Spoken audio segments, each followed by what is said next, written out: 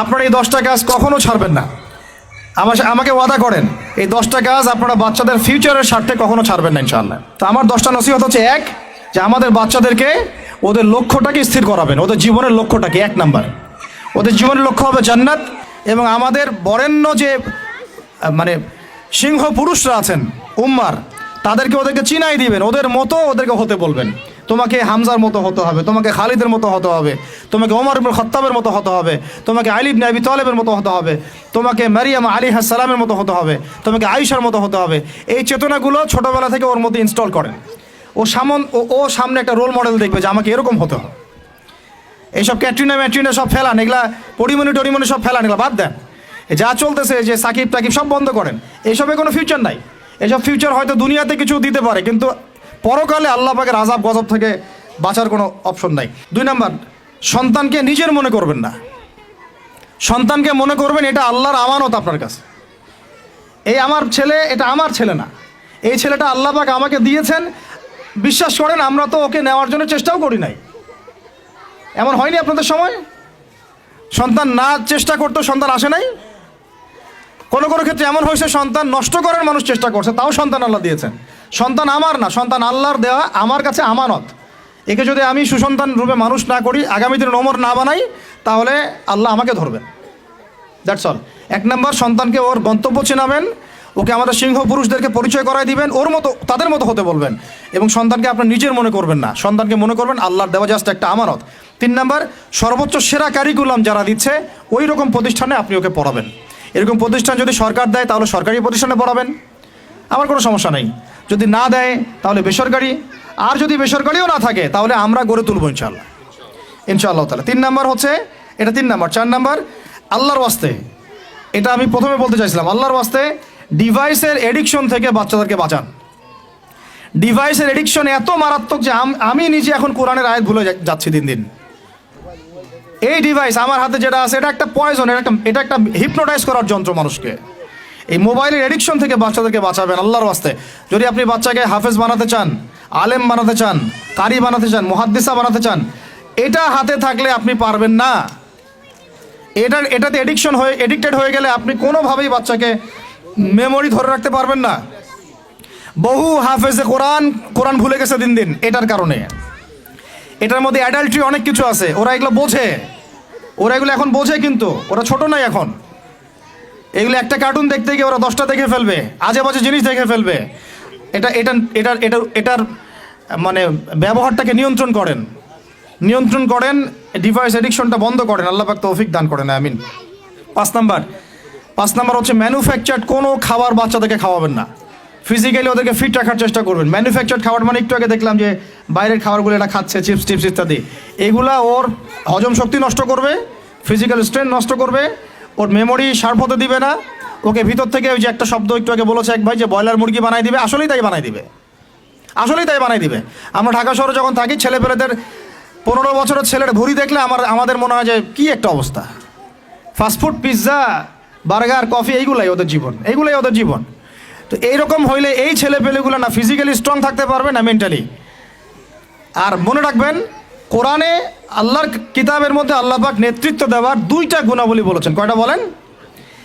মাত্র 2টা। নেতৃত্ব দেওয়ার জন্য ওই রকম জায়গায় যেতে হলে 2টা গুণাবলী এনশিওর করতে হয়। একটা হচ্ছে ফিজিক্যাল স্ট্রেংথ, একটা হচ্ছে ইলমের স্ট্রেংথ। বাস্তাতাম ফিল জিসমি ওয়াল ইলম আও বাস্তাতাম ফিল ইলমি ওয়াল জিসম, মানে জ্ঞানে এবং দৈহিক শক্তিতে বলীয়ান হওয়া। ছোটোবেলা থেকে খাবারে যদি আপনারা সচেতন না হন, এই বাচ্চারা বড় হয়ে দেখবে যে 15, 20, 30 বছরেই ভেঙে পড়ে গেছে। আমরা এটা চাই না। বিশুদ্ধ খাবার এবং ম্যানুফ্যাকচার্ড খাবার ত্যাগ করা, বাইরের খাবার বন্ধ, এবং যে রুট লেভেল থেকে ভালো খাবার এনে ওদেরকে খাওয়াবেন। পরিষ্কার পরিচ্ছন্নতাকে সর্বোচ্চ গুরুত্ব দিবেন, নিট অ্যান্ড ক্লিন থাকবে আর কি। আমার সাথে আমার পরিবারের যে মাঝে মাঝে যে একটু মিষ্টি ঝগড়া হয়, আমার একটা জিনিস নিয়ে ঝগড়া হয়, যে বাচ্চারা পরিষ্কার না কেন, চকচকা না কেন, একদম সবসময় চকচকা থাকবে। না হলে এই যে হাত দিয়ে এটা ধরতেছে, পেটে হাত দিয়ে, মুখে হাত দিবে, পেটটা নষ্ট হয়ে যাবে। বাচ্চাদের হাইজেনিক পরিবেশ দিতে হবে, আল্লাহ পাক তৌফিক দান করেন। এটা হলো 5। 6 নাম্বার হচ্ছে নিয়মিত ওদেরকে খেলতে দিবেন। এটা আমি নিজে লিখেছি, কারণ ছোটোবেলায় আমরা অনেক খেলাধুলা করেছি। আমি একটু বুঝাই জাস্ট 1 মিনিটে। যত বেশি খেলবে তত সোয়েট হবে, মানে ঘামবে, যত ঘামবে তত ক্লান্ত হবে, যত ক্লান্ত হবে, ঘামবে, তত কোলেস্টেরল কমে যাবে, ব্লাড সার্কুলেশনটা খুব ভালো হবে। তারপরে যত খেলবে, ও টায়ার্ড হবে, তখন ও খাবে বেশি, মানে ভালো জিনিস খাবে বেশি, রুচি বাড়বে। যত ভালো খাবে, ঘুম তত ক্লিয়ার হবে, ঘুম যত ক্লিয়ার হবে, ওর ব্রেন তত শার্প হবে, ব্রেন যত শার্প হবে, ও অল্প সময়ে যা পড়তে পারবে, যা মুখস্থ করতে পারবে, এটা 10 ঘন্টায় আপনি পারবেন না। বিশ্বাস করেন, আমি আমার স্টুডেন্ট লাইফে কোনোদিনও মনে হয় 2 থেকে 3 ঘন্টার বেশি পড়ি নাই, কোনোদিনও না, কোনো পরীক্ষার আগেও না, এসএসসি, এইচএসসি, ইন্টার, মাস্টার্স, কোনো পরীক্ষার আগেও না। আমার তো মনে আছে যে আমি ওই ইন্টারমিডিয়েট পরীক্ষার আগে আমরা ভিডিও গেম খেলতে গেছিলাম, মোস্তফা, মনে আছে আপনাদের? মনে নাই অনেকে। ওই যে কাচারি বাজারে, এই যে কাচারি বাজারে আগে এখানে একটা গেমিং জোন ছিল, আপনাদের অনেকে মনে আছে যারা আমার এজের আছেন, মনে নেই আপনাদের? হ্যাঁ ভাই, জানেন তো, বাক্সের মধ্যে থাকতো, হ্যান্ডেল থাকতো। কালকে পরীক্ষা বলছে, পরীক্ষা দূর, কিসের পরীক্ষা? আমার ইংরেজি আগে পড়া আছে, আমার পড়া লাগবে না, এত কনফিডেন্স, বিকজ 1 ঘন্টা পড়ছি, আমার হয়ে গেছে। তো এই হলো অবস্থা, মানে বাচ্চাকে খেলতে দিতে হবে, খেলতে দিলে ওর ব্রেন ডেভেলপমেন্টে অনেক কাজে দিবে, ক্ষুধা বাড়বে, ঘুম ভালো হবে, ইনশাআল্লাহ তাআলা ওরা পড়া দ্রুত মনে রাখতে পারবে ইনশাআল্লাহ তাআলা। 7 নাম্বার হচ্ছে ভাই, এটা আমাদের ভাই বোনদের জন্যে, যে পারিবারিক বন্ধনটা ভালো রাখেন। যে পরিবারে হাজব্যান্ড ওয়াইফের বন্ধন ভালো না, ওই পরিবারে ভালো সন্তান গড়ে উঠবে না। ওর অনেক কিন্তু দেখবেন যে মানে মেন্টালি অনেক ডিপ্রেসড হয়ে যাবে। পারিবারিক বন্ডিংটা খুব ইম্পর্টেন্ট। এই জন্য আমরা দোয়া করি আল্লাহ পাক যেন সবার মধ্যে পারিবারিক বন্ডিংটা ভালো রাখেন এবং পারিবারিক কলহ থেকে আল্লাহ পাক আপনাদেরকে হেফাজত করেন, আমিন। আর অ্যাটলিস্ট বাচ্চাদের সামনে এগুলো করবেন না। যদি ঝগড়া হয় বা কথা কাটাকাটি হয়, অ্যাটলিস্ট বাচ্চাদের সামনে করবেন না। এগুলো বাচ্চাদের শিশু মনে অনেক প্রভাব ফেলে। আপনার ওমর রাদিয়াল্লাহু আনহুর ঘটনা জানেন তো? উনি এত কঠোর কেন জানেন? আপনারা যে বলেন উনি কঠোর মানুষ ছিলেন, কেন জানেন? উনার বাবা তাকে ছোটবেলায় কঠিন শাসন করতেন, কঠিন শাসন। ঠিক আমি এরকম একটা পরিবেশে বড় হয়েছি। যারা খুব কঠিন শাসনে বড় হয় তারা হয় 2 রকম হবে। এক, হয় তারা নষ্ট হয়ে যাবে, অথবা তারা উম্মাকে নেতৃত্ব দিবে। 2টার একটা, হয় তারা খুব মানে মেন্টালি খুব ডিপ্রেসড হয়ে যাবে, অথবা দেখা যাবে যে তারা কঠোরতার কারণে ওরা দেখবেন ইনশাআল্লাহ ইসলামকে নেতৃত্ব দিচ্ছে বা আল্লাহর বিধানের উপর কঠোর হয়ে গেছে। তো আপনারা পরিবারের মধ্যে একটা হৃদ্যতার বন্ধন রাখবেন, যাতে করে পারিবারিক বন্ধন ঠিক থাকে। বাচ্চাদের সামনে অ্যাটলিস্ট কোনো রকম কোলাহল বা ঝগড়াঝাটি বা গায়ে হাত তোলা বা যে সমস্যাগুলো আমাদের সমাজে হচ্ছে, এগুলো যেন কখনো না হয়। আল্লাহ পাক যেন আপনাদের পরিবারের বন্ধনটাকে সুন্দর রাখেন, আমিন। আর 8 নম্বরটা হচ্ছে বাবাদেরকে বলছি আমি, যে বাবাদের উচিত হবে, মাদের দায়িত্ব না শুধু সন্তানদেরকে সময় দেয়া, বাবাদেরকে সন্তানদেরকে সময় দিতে হবে। Because brother, you are not a money making machine at all. আপনি মানি মেকিং কোনো মেশিন নন। আপনার কাজ শুধু টাকা আর্ন করা না তো, আপনার আমার কাজ হচ্ছে বাচ্চাকে সময় দেয়া। কোরআন আপনি খোলেন, কোরআনের মধ্যে আপনি মা এবং ছেলের কোনো কনভারসেশন পাবেন না। আমার জ্ঞান ক্ষুদ্র, যদি থাকে আমাকে জানায়েন, যে কোনো জায়গায় যদি থাকে, কোনো জায়গায় যদি পান মা এবং ছেলের কনভারসেশন আমাকে জানায়েন। আমি কোথাও কোরআনে মা এবং ছেলের কোনো কনভারসেশন পাই নাই, মা এবং সন্তানের কোনো কনভারসেশন পাই নাই। আমি যদি ভুল হই বা আমার যদি জানা না থাকে, আপনি আমাকে জানাই দিন। আমি সব জায়গায় পাইছি বাবা ছেলে, বাবা ছেলে, বাবা ছেলে, বাবা এবং ছেলের কনভারসেশন। তার মানে কোরআন আমাদেরকে হেদায়েত দিচ্ছে যে বাবাদেরকে সময় দিতে হবে ছেলেদেরকে। ইউসুফ তার বাবার সাথে কথা বলছেন, ইউসুফের বাবা তার ছেলের সাথে কথা বলছেন, লুকমান আলাইহিস সালাম তার ছেলেকে নসিহত করছেন, ইব্রাহিম আলাইহিস সালাম তার ছেলেকে বলছেন আমি তোমাকে জবাই করার স্বপ্ন দেখেছি। মা ছেলের কনভারসেশন খুব পাওয়া যায় না। আমি জানি না, কোনো জায়গায় থাকতে পারে, থাকলে আমাকে জানায়েন, কিন্তু আমি পাইনি কখনো। তো বাবাদেরকে বলবো আপনি সন্তানকে সময় দেন, because you are not a money making machine at all. আপনি কোনো মানি মেকিং মেশিন নন। এটা হলো 8 দুটো বলে শেষ করতেছি। 9 নম্বর হচ্ছে সন্তানকে চাপ দিবেন না, চাপ দিয়ে ওকে জোর করে কোনো কাঠামো দেওয়ার চেষ্টা করবেন না, বরং আপনি খুঁজে বের করেন আপনার সন্তানের মধ্যে ইউনিক প্রতিভা কি আছে। এই মেয়েটার মধ্যে হয়তো একটা প্রতিভা আছে যেটা আমার মেয়ের মধ্যে নাই, এর মধ্যে একটা প্রতিভা আছে ইউনিক যেটা ওর মধ্যে নাই, ওই ছেলেটার মধ্যে একটা প্রতিভা আছে যেটা আবার এই মেয়ের মধ্যে নাই। আপনি কখনো কারোর সাথে কারো তুলনা করবেন না। তুমি মারিয়ামের মতো ফার্স্ট হতে পারো নাই কেন, তুমি ওই সুমাইয়ার মতো সেকেন্ড কেন হলো না, তুমি ওই আবদুল্লাহর মতো কেন ফার্স্ট হলো না, কখনো এরকম তুলনা করবেন না। এগুলো করলে ছেলেরা ভিতর থেকে, মেয়েরা ভিতর থেকে খুব ডিপ্রেসড হয়ে যায়, আত্মবিশ্বাস হারায় ফেলে। ওরা মানে মনে করে হয়তো আমার দ্বারা কিছু হবে না। বরং আপনি আরো উৎসাহিত করবেন, কোনো সমস্যা নেই বাবা, কোনো সমস্যা নেই আম্মু, এবার বড় নেই, পরে এবার হবে ইনশাল্লাহ। বরং তাদেরকে সময় দিবেন এবং খুঁজে বের করবেন যে কোন প্রতিভা আপনার মেয়ের মধ্যে, আপনার ছেলের মধ্যে আছে। কেউ দেখবেন খুব ভালো লিখতে পারে, কেউ ভালো আবৃত্তি করতে পারে, কেউ ভালো নেতৃত্ব দিতে পারে, কেউ ভালো দেখবেন যে মাশাআল্লাহ মুখস্থ করতে পারে। প্রতিভা বিচক্ষণতার সাথে ফাইন্ড আউট করতে হবে। এটা আমার কাজ বাবা হিসাবে, আপনার কাজ মা হিসাবে। আল্লাহ পাক আমাদেরকে এটা করার তৌফিক দান করেন, আমি জোর করে চাপায় দেওয়া যাবে না। আর একটা নসিহত শেষ, সেটা হলো আমরা তো 5 ওয়াক্ত নামাজ পড়বই, বাচ্চাদেরকে তো ইসলামিক পরিবেশ দিবই। আমাদের তাহাজ্জুদের ওয়াক্তে 2 রাকাত নামাজ পড়াটাকে আপনার উপর ফরজ করে নেন। তাহাজ্জুদের ওয়াক্তে অন্তত 2 রাকাত নামাজ পড়াকে আপনার আমার উপর ফরজ করে নেন। যদিও এটা ফরজ না, ফরজ করে নেন, কারণ ওই সময়ে দোয়া যেগুলো করা হয় আল্লাহর কাছে একদম সরাসরি কবুল হয়। আপনাদেরকে আমি একজন মনীষীর কথা খালি বলবো, ইমাম বুখারী রাহিমাহুল্লাহ, নাম শুনেছেন আপনারা? তার কিতাব কিয়ামত পর্যন্ত ইনশাল্লাহ পড়ানো হবে। ওইটা না পড়ে কেউ আলেম হয় না, তাই না বিষয়টা? তিনি যে একসময় অন্ধ ছিলেন আপনারা কি জানেন? তিনি যে একসময় চোখে দেখতে পারতেন না, আপনারা কয়জন জানেন? তার মা তাহাজ্জুদের ওয়াক্তে আল্লাহর কাছে কান্না করতে করতে করতে করতে, আল্লাহ আমার ছেলের চোখটা ভালো করে দাও, আল্লাহ আমার ছেলের দৃষ্টিশক্তি ফিরায় দাও, আল্লাহ আমার ছেলের দৃষ্টিশক্তি ফিরায় দাও। মায়ের এই দোয়া আল্লাহ পাকের আরশ পর্যন্ত পৌঁছে যায় অলৌকিকভাবে, মিরাকুলাসলি। ইমাম বুখারী রাহিমাহুল্লাহ সকালবেলা উঠে চোখে দেখা শুরু করেছে। আজকে ইমাম বুখারী কি এবং তার কিতাবের মূল্য কি, তার মর্যাদা কোথায়, তার কিতাব না পড়লে আমাদের মধ্যে কোনো মানুষ আলেম হতে পারবে না, এটা আমরা এখন স্বতঃস্বীকৃত। কিভাবে হয়েছে ভাই বোনেরা? দোয়ার মাধ্যমে। প্রচুর দোয়া করতে হবে সন্তানদের জন্য। আমি যতবার বাইতুল্লাহ যতবারই জিয়ারত করেছি, তাওয়াফ করেছি, প্রত্যেক তাওয়াফে আমি সবসময় দোয়া করি আমার ছেলে মেয়েদের জন্য। আল্লাহ আমার ছেলে ওসমানকে ওসমান রাদিয়াল্লাহু আনহুর মতো বানাও। শর্টকাট দোয়া আর কি। আমার ছেলে মেয়ে মারিয়ামকে মারিয়াম আলাইহিস সালামের মতো বানায় দাও। আল্লাহ আমার মেয়ে আয়েশাকে আয়েশা রাদিয়াল্লাহু আনহার মতো বানায় দাও। আল্লাহ আমার ছেলে ওমরকে ওমর ইবনে খাত্তাবের মতো বানায় দাও। আপনারা এভাবে দোয়া করতে থাকুন। দোয়া কবুলের সময়গুলো খুঁজে খুঁজে বের করে দোয়া করতে থাকতে হবে ইনশাআল্লাহ। বাবা মার দোয়া আল্লাহ পাক ফেলবেন না ইনশাআল্লাহ। আল্লাহ পাক আমাদেরকে এই বিষয়গুলো আমল করার তৌফিক দান করেন। আর সব সময় ছেলে মেয়েদেরকে আত্মবিশ্বাস দিবেন।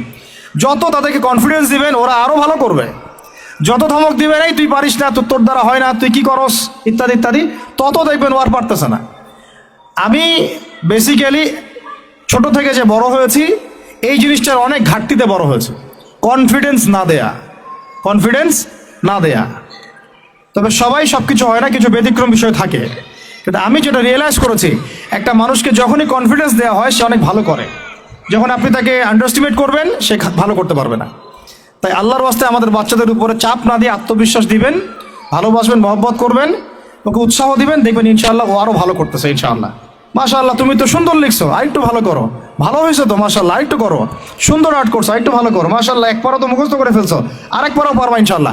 ওকে এইভাবে বুস্ট আপ করতে থাকেন ইনশাআল্লাহ তাআলা। দেখবেন এভাবে যদি একটা পরিকল্পনা মাফিক আমরা আগাই, জাস্ট 20টা বছর সবর করি যদি আমরা, আল্লাহ পাক যেন আমাদেরকে তৌফিক দান করেন, টানা 20 বছর যদি আমরা নেক হায়াতের সাথে এভাবে রাত দিন 24 ঘন্টা নিরলস দিনের কাজ করতে পারি, অ্যাটলিস্ট এডুকেশন সেক্টরে, আমাদের তো পলিটিক্যাল সেকশন নাই, ইকোনমিক সেকশন আমাদের হাতে নাই, অ্যাটলিস্ট শিক্ষা সেক্টরে যদি আমরা এভাবে কাজ করতে পারি, আগামী 20 বছরে বাংলাদেশের শিক্ষা ক্ষেত্রের হুলিয়া পরিবর্তন করে ফেলা সম্ভব ইনশাআল্লাহ।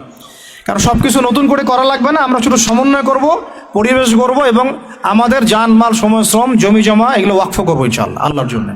এবং এগুলো করলে লাভ কি হবে? ওই বিখ্যাত হাদিসটা দিয়ে শেষ করতেছি, যে নবী সাল্লাল্লাহু আলাইহি ওয়াসাল্লাম বলেছেন, ইযা মাতাল ইনসান, যখন মানুষ ইন্তেকাল করবে বা করে, ইনকাতা আনহু আমালুহু, তার আমল নামাটা কেটে দেওয়া হয়, বন্ধ হয়ে যায়। ইল্লা সালাস, 3টা রাস্তা খালি জারি থাকে।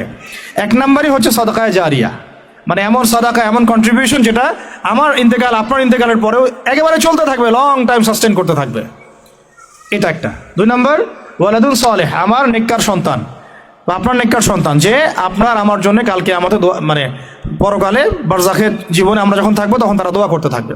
আর আমি বলছি, আমার ওমরই শুধু আমার ছেলে না, আপনাদের সবার সন্তান আমার সন্তান, আপনাদের সবার মেয়ে আমার মেয়ে। আমি এভাবে কখনো চিন্তা করি না যে প্রতিষ্ঠানগুলো আমরা করতেছি বা যে প্রজেক্টগুলো আমরা নিচ্ছি হাতে, এগুলো শুধু আমার ছেলের জন্য, আমার মেয়ের জন্য, কোশ্চিন কালেও না। এদেশের প্রত্যেকটা শিশু আমার শিশু, আমার ছেলে আমার মেয়ে। এদেশের প্রত্যেকটা বোন আমার বোন, এদেশের প্রত্যেক ভাই আমার ভাই। ওইভাবে চিন্তা করে আমাদেরকে না গেলে আমরা জাতিগত পরিবর্তন আনতে পারবো না। তখন আমরা স্বার্থপর হয়ে যাবো, আমার ছেলে বাঁচলেই হলো, আমার মেয়ে বাঁচলেই হলো। তখন হবে কি, আমার ছেলে আদতে বাঁচতে পারবে না, আমার মেয়েও বাঁচতে পারবে না, কারণ ফিতনা যখন সব জায়গায় ছড়ায় পড়বে, আমার ঘরেও তো ঢুকবেই, স্বাভাবিক। আর শেষ নাম্বারটা হচ্ছে আল ইলম, এমন জ্ঞান ইউনতাফাউ বিহিন নাস, যে জ্ঞান দিয়ে মানুষ উপকৃত হয়। এই হলো শিক্ষা প্রজেক্টগুলো। আল্লাহ পাক এই হাদিসটার উপর আমাদের সবাইকে আমল করার তৌফিক দান করেন, আমিন। আর আমি লম্বা করছি না, আপনাদের অনেকেই ক্ষুধার্ত, আমাদের বাচ্চারা ক্ষুধার্ত। আমরা দোয়া করি আল্লাহ পাক যেন আমাদের সবাইকে পবিত্র কোরআন এবং নবীর হাদিস অনুযায়ী জীবন গড়ার তৌফিক দান করেন। 1 নাম্বার, সবাইকে যেন আমাদের এই শিক্ষা প্রজেক্টের সাথে আপনাদেরকে সম্পৃক্ত করেন, আমিন। আমাদের জীবনের গন্তব্যটা আমাদেরকে ফিক্স করার তৌফিক দান করেন, বাচ্চাদেরকে মানুষ করার তৌফিক দান করেন, সবাইকে হালাল খাওয়ার তৌফিক দান করেন, ধৈর্য ধরার তৌফিক দান করেন, নেক আমল আল্লাহ পাক যেন বেশি বেশি করার তৌফিক দেন এবং সুন্নাহ ভিত্তিক জীবন গড়ার তৌফিক দেন। এছাড়াও আমি দোয়া করি মন থেকে আল্লাহ পাক যেন আমাদের বাচ্চাদেরকে সুস্থ রাখেন, আমাদের প্যারেন্টসদেরকে সুস্থ রাখেন, টিচার্সদেরকে সুস্থ রাখেন এবং আমাদেরকে সুস্থতার সাথে আল্লাহ পাক লম্বা সময় দিনের কাজ করার তৌফিক দান করেন। এবং ভিতরে বাহিরে যত ইসলাম বিরোধী অপতৎপরতা আছে এগুলোকে আমাদেরকে সাহসিকতার সাথে ফেস করার তৌফিক দান করেন, আমিন। আর আমি সর্বশেষ আবারও বলতেছি যে এই দায়িত্বগুলো আমাদের একার না। প্রিয় দিনী ভাই এবং বোনেরা, আপনাদের সবার দায়িত্ব আগায় আসেন। আমি এভাবে আগে কখনো বলি নাই, এখন বলতেছি বিকজ আমি চাই না আমাদের কোনো প্রতিষ্ঠান কোনো মানুষের ছত্র ছায়ায় থাক। প্রত্যেকটা প্রতিষ্ঠান, প্রত্যেকটা মার্কাজ, প্রত্যেকটা ক্যাম্পাস শুধু হবে আল্লাহর জন্যে, আল্লাহর জমিতে, আল্লাহর বিল্ডিং। এটা কিয়ামত পর্যন্ত এভাবে থাকবে ইনশাআল্লাহ। এটা আমার কোনো ব্যক্তি মালিকানায় না। আল্লাহর জন্য ওয়াকফ করার আমাদের জায়গা দরকার, কনস্ট্রাকশন দরকার, ফাইন্যান্স দরকার। ইনশাআল্লাহ তাআলা আল্লাহ পাক আমাদেরকে যে নিয়ামতগুলো দিয়েছেন এগুলো যদি আমরা সবার সামনে মানে সুষ্ঠুভাবে উপস্থাপন করতে পারি, আমি আশা করি সারা দেশ বিদেশের অনেক মানুষ আগে আসবে ইনশাআল্লাহ তাআলা। আল্লাহ পাক আমাদেরকে প্রত্যেকটা বিভাগীয় শহরে এরকম প্লে থেকে নিয়ে মাস্টার্স পর্যন্ত, দ্যাট মিনস নুরানি থেকে নিয়ে ইফতা পর্যন্ত এইরকম একটা ক্লাসিক্যাল প্রতিষ্ঠানগুলো, মার্কাজগুলো গড়ে তোলা তৌফিক দান করেন, আমিন। আমি আজকের মতো এখানে শেষ করছি। আকুলু কওলি হাযা আস্তাগফিরুল্লাহ লি ওয়া লাকুম ওয়া লিসাইরিল মুসলিমিন। বারাকাল্লাহু লানা ওয়া লাকুম বিল আয়াতিল হাকীম। ইন্নাহু তাআলা জাওয়াদুন কারীম ওয়া রাউফুর রহিম।